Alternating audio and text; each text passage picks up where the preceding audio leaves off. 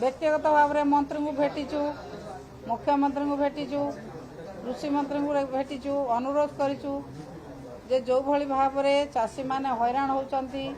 मंडी रे धान पकई दीर्घ दिन पर्यंत चाषी मैंने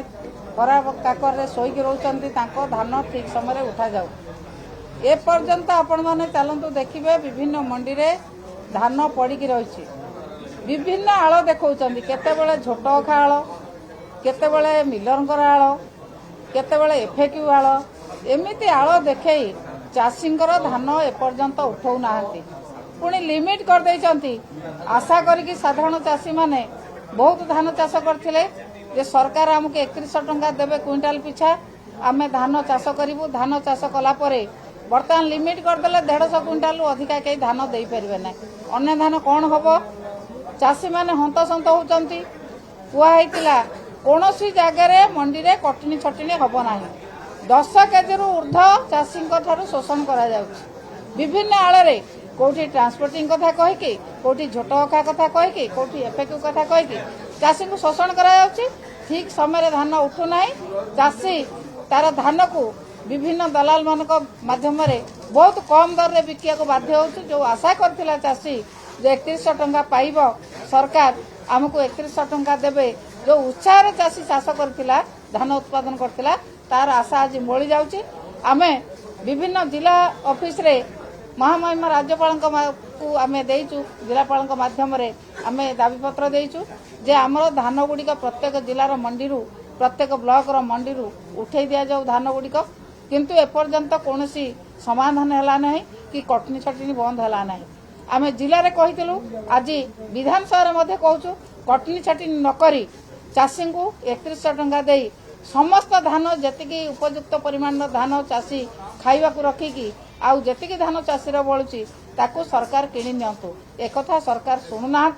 सरकार मुख्यमंत्री गोटे कथा कहले उपमुख्यमंत्री गोटे कथा कहते जोगाण मंत्री गोटे कथा कहते से उपमुख्यमंत्री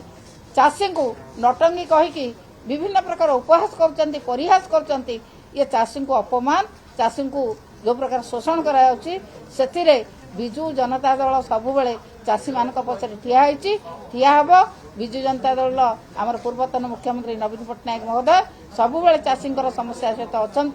चाषी समस्या समाधान नहला पर्यंत आमे ये विधानसभा रे चाषी प्रसंग उठाइबो जेते थर आलोचना करछन्ती को कथा समाधान करछन्ती चाषी कथा बारंबार आम उठाइचु से धान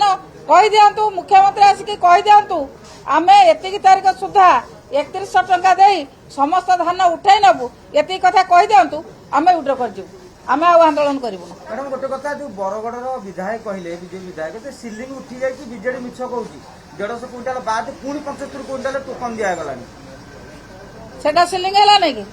सब बेला सिलिंग काहे करा होची चाषी को कोन जते चाष करिया को कोइ जाइतिला एवं जते 3100 टंका सरकार डिक्लेयर करथिले सेते बेला कोन कहिथिले ये 150 क्विंटाल रहिबो 150 क्विंटाल दे साला पर आउ 75 क्विंटाल दबो ता पादे जो धान से धान कोड़ जीवो चाषी मान को जो प्रकार प्रलोभन देखैकी चाष करैले धान बर्तन चाषी कौन करिवे आमे प्रस्तुत अछु सरकार कहि दियंतु एतिकी तारीख सुधा चाषी पाखरे थिला समस्त धान 31 टंका रे आमे एतिकी निर्दिष्ट तारीख भितर उठाई दबु एतिकी कथा सरकार कहि दियंतु आमे सहयोग करिवु एवं विधानसभा ठीक भाव चलिबो एमिति लेटेस्ट न्यूज देखिबा पई सुप्रभात न्यूज चैनल को लाइक शेयर एंड सब्सक्राइब करंतु।